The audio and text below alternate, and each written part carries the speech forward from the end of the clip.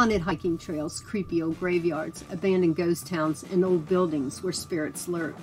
Come and explore some of these most haunted places where people just like you and me come face to face with ghosts. This is folklorist and author Jeanette Quackenbush with Backroads Books by 21 Crows. I discover and research old ghost stories, folklore, and legends, then pass them on to you.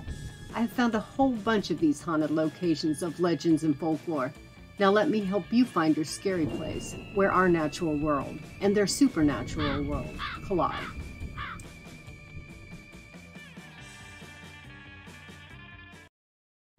When Ikie Mooring died at the tender age of 7 years and 2 months, his distraught parents, Kenneth and Emma Jane, had him laid to rest in a coffin in a specially built family mausoleum at Mount Welcome Cemetery.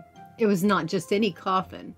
Ikie's parents purchased one of the much advertised and quite expensive glass caskets that, one newspaper stated, was filled with a solution of alcohol, after placing his little body inside to preserve it.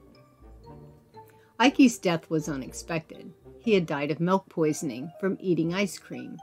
Milk poisoning or milk sickness occurs when milking cows graze on white snake root, usually when foraging woodlands because hay is unavailable, and a person drinks the milk or a milk product. Its after effects are like a horrible gut-puking stomach virus and can be deadly. In Ikie's case, the sweet treat proved fatal.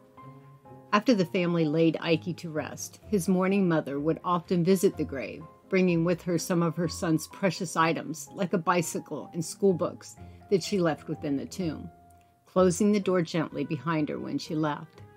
Then, like many grief-stricken parents, Emma Jane would talk to her dead son, filling him in on the day's activities as she swept and cleaned the brush away from the interior and exterior of the mausoleum. Ikie's mother had 3 other children at the time who had not made it through childhood. Older locals who remembered the stories of Ikie said that their bodies, too, were laid within the tomb in stone crocks.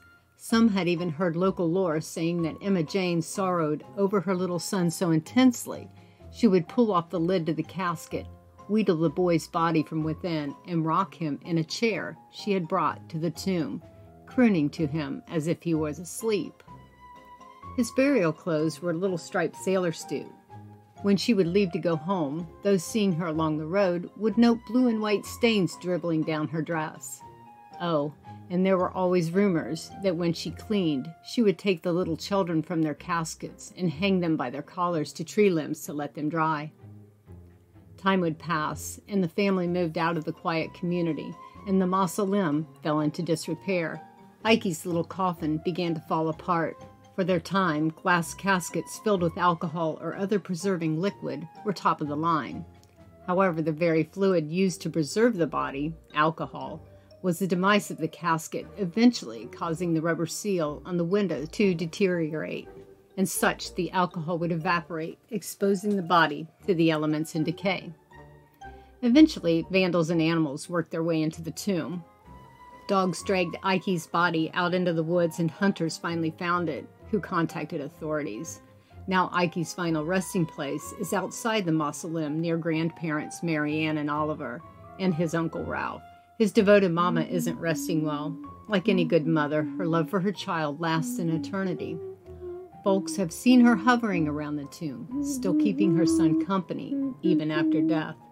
Some say they hear soft crooning inside the mausoleum, but when they peer inside the window, no one is there.